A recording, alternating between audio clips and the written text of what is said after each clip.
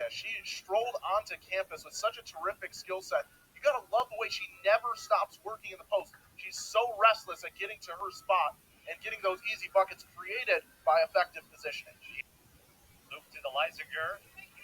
And Boston got her hands on the entry pass and combining with Peebles to get the possession and a Wisconsin turnover. And that's great communication because if Bostic flashes in front there, that pass gets through, that's an easy bucket. She has the trust in her teammate Peebles to come in there, take away that back door. And that's brilliant work from the Illini. This is what Coach Green said they needed to do, bucket up in the paint to stop Williams. It's going to be a key next couple of possessions here defensively for the Illini. See if they can restore order here because they're still very much in this game, still just a 3-point deficit. Porter cuts away from the ball, then delivers it to Williams, who gets tied up. Arrow is in Illinois' favor. The great instincts there from Genesis Bryant closing in. Again, taking away those easy passes to Sarah Williams. You got to make Williams work for it. Now, even if you do, she's still going to score. But you've really got to make her work for it, take away those easy shots, recognizing Porter did not have an angle to get up a clean shot, and instead shading over to take away the easy feed to Williams. First season she had, didn't play much at all. Faith in the program. Talk about being ready for the opportunity. It's so unpredictable throughout college sports, especially with all the transfers that can come in, that can change your team in an instant. She stuck it out, and she is reaping the benefits in a huge way. Wide left, on the floor, jump ball, Wisconsin ball with 18.7 seconds left. And you can't ask for a much better look than that. Another well-designed play. Bryant is very capable of hitting those shots on the move, stalling her momentum, or even shooting while she's still drifting. That's a great take and a great look. Unfortunately for the Illini, it just doesn't fall, and the Badgers can taste it. 10 seconds left, ball out of bounds, Wisconsin ball.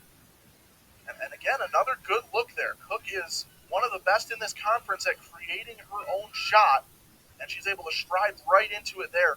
No clean looks in these last couple possessions, but good looks that the Illini are capable of making. And what a win for this program. They needed this one desperately. Of course, they're gunning for that winning season. That's a big goal for them. And nobody would have expected today that they would have come out and been able to play with so much energy, missing a couple of huge key players.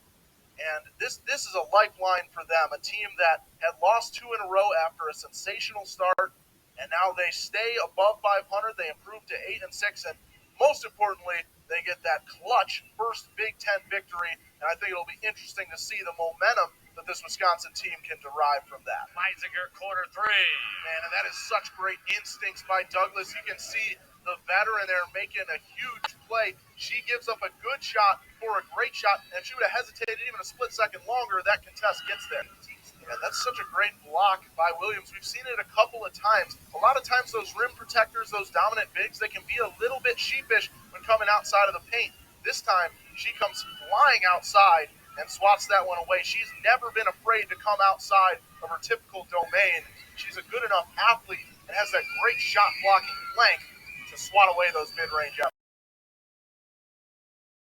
Back to 1974.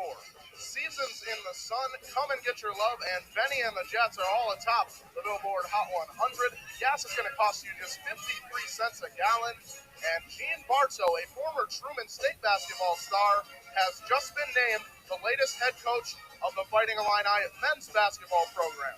Well, things wouldn't go so well for Bartow, and after just one season of his 5-season contract, he would jump ship and take over the UCLA program, the reigning national champs, just vacated by legendary head coach John Wooden. So who would the Illini turn to in the absence of their hand-picked man? Well, they would manage to pluck away a guy who would end up being the all-time Illini leader in victories, and for whom this court behind me is actually named the incomparable Lou Henson. Blessing in disguise for the Illini. Back to you guys. I was able to speak to Coach Shauna Green of the Illini at the half, and while this was an outstanding half for her team, they shot lights out. She was not pleased with her team's defensive effort and intensity, said it's got to be a million times better, and that they allowed far too many points and really need to step their game up on that end. We'll see what adjustments they bring on the defensive side in the second half. Back to you guys. All right, Jada, so you were able to come out here and set the tone right from the jump. We saw you getting up those shots before the game, putting in the work. What gives you the confidence, and how do you prepare to come out firing like that? Definitely just getting shots of all the practice that I've done, all the work that I've done over the summer. Also, my teammates just getting to the ball when it's open. Significant upset tonight over the Fighting Illini, but this is certainly not outside of the purview of their head coach, Cameron Balls. In fact, Balls coached alongside Shauna Green, now the Illini head coach, for 3 seasons as assistants for the Dayton Flyers, a program notorious for knocking off Power 5 competition. In all 3 seasons they were together, they made it to the NCAA tournament and punctuated their tenure with a magical run in 2015, where they down Power 5 foes, those being Iowa State, Kentucky, and Louisville, before eventually succumbing to the champions, UConn, in the Elite Eight. I'm sure it's a time that both coaches look back on fondly, as it helped springboard them into the ranks of collegiate head coaches. Guys, back to you. All right, guys. So, Coach, you guys held them without a three-pointer for the first 19 minutes of that half. What do you make of your team's defensive intensity there? I thought we guarded the three decently, but we're still having some breakdowns in terms of just straight line drives. We need to be able to keep the ball in front of us and keep it out of the paint. So we gotta clean that up. What do you want to see as you guys continue to ramp up for Big Ten play in the second half? Defensive intensity, like always, just again shoring up some of that stuff. I tell them all the time, we gotta be able to keep the ball in front, keep it out of the paint, and then getting our big to rotate over. But the main thing is keep the ball out of the paint. All right, thanks for the time. Good luck in the second half. Thank you. Guys, back to you. Yeah, guys, so, Ren, you looked every bit the part of a true three-level scorer tonight and a new career high in scoring. What was working for you out there this evening? Shoot, honestly, just being confident in my game and just late in the game coaching, not trying to force things that weren't there. So. Now, I know there's 2 things that Coach Green always emphasizes, and that's defense and rebounding, and you guys excelled in those areas tonight. How'd you guys do that as a team? Honestly, just locking in. I mean, we worked on it every day in practice, so just locking into the details, boxing out, and just getting those rebounds were a big emphasis for us. Thanks for the time. Congrats on the banner night. Back to you guys. Yeah, so much has been made of this Illinois basketball team's 0-0 turnaround under Coach Shauna Green. They improved from just 1 conference win to 11 last season and improved their total wins by 15. But the impact of that isn't just being felt on this playing surface behind me. It's being felt in this stadium and all around the community. There's a palpable buzz concerning this team, and attendance at the games is way up. Even now, with finals looming on this campus, still a pretty solid contingent cheering on the Illini clad in the orange and blue. Back to you guys. Coach, outstanding start for you guys in the first half. What's got you guys playing so well here early? We're having fun, man. I told our guys to play fun, play free, and play fast. And they're doing it. They're being gritty right now. And we got a young team. None of these guys have any experience. We're so young and inexperienced, so these guys don't have an idea other than we're going to play hard and have fun. And they're doing it. We got to do it for 20 more minutes because Illinois obviously is a great team who has a great coach. They can make a run and get back in this and blow it open. So we got to stay locked in. I'm trying to teach our young guys how to win. So we got to figure it out tonight because the game's far from over. Back here at a place where you've got so many wonderful memories as a player, what's it like to be back in this building? It's awesome, but right now I got a basketball game, so I ain't got time to think about that. I'll think about it afterwards. But it was awesome seeing the fans, seeing the newspaper articles. You know, I got emotional during the start, the national anthem, just think about all the memories. But I got to coach basketball, so I got to give my guys a chance to get a win. What's it going to take to finish it off? We got to be tough.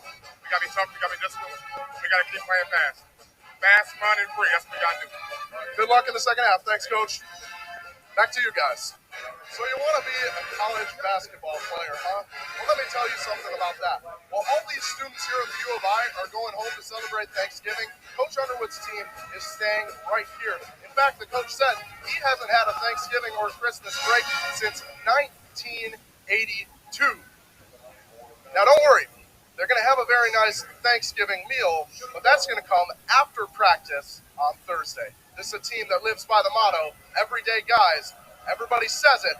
This team means it. Back to you guys. Coach, it wasn't pretty to begin with, but you guys found a way.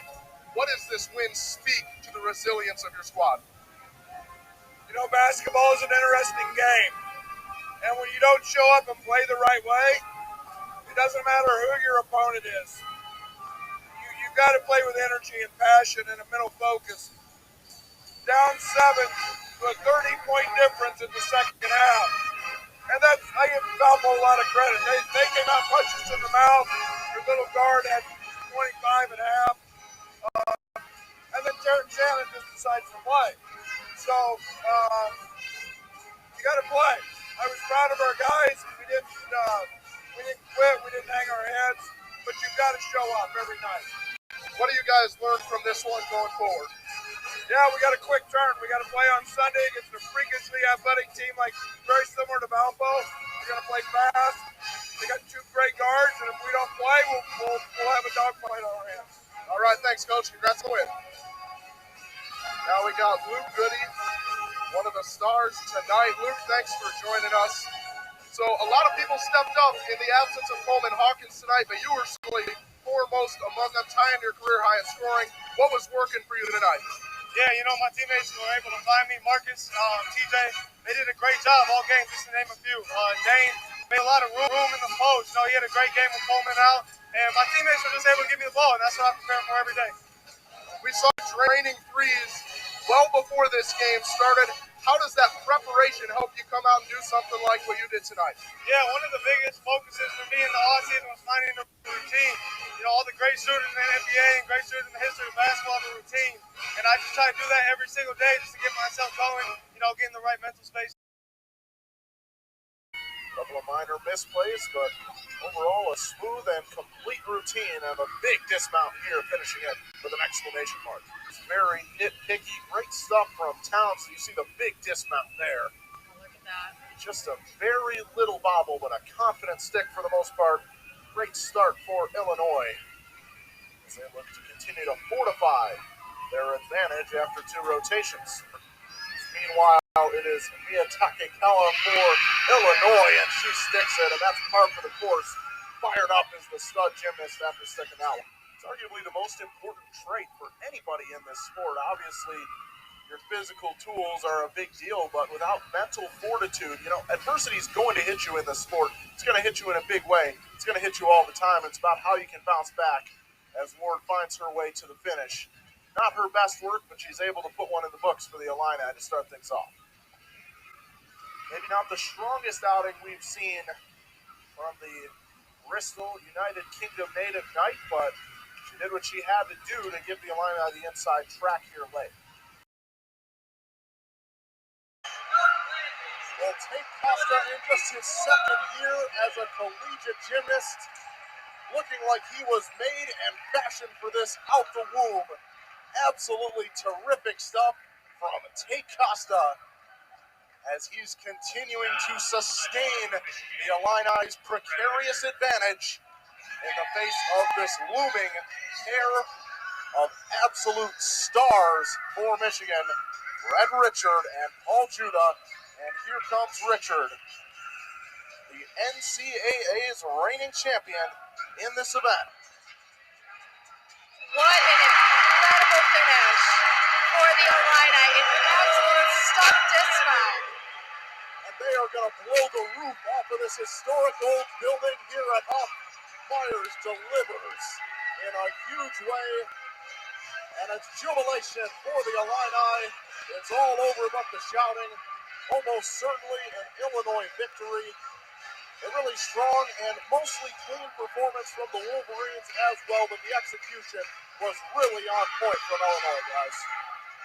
And that should produce a massive score to seal the deal for Illinois over Michigan. And there it is, and that's three. Down. There's three.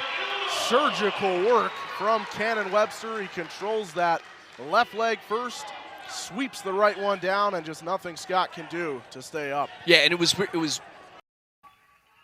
going to do it. It is signed, sealed, and delivered. Luffman closes it out, and the Illini are on top. Luke Luffman finishing the deed. What a terrific exhibition for the sport of college wrestling this was today, and a banger in the final competition. The Illini get back on track with a victory.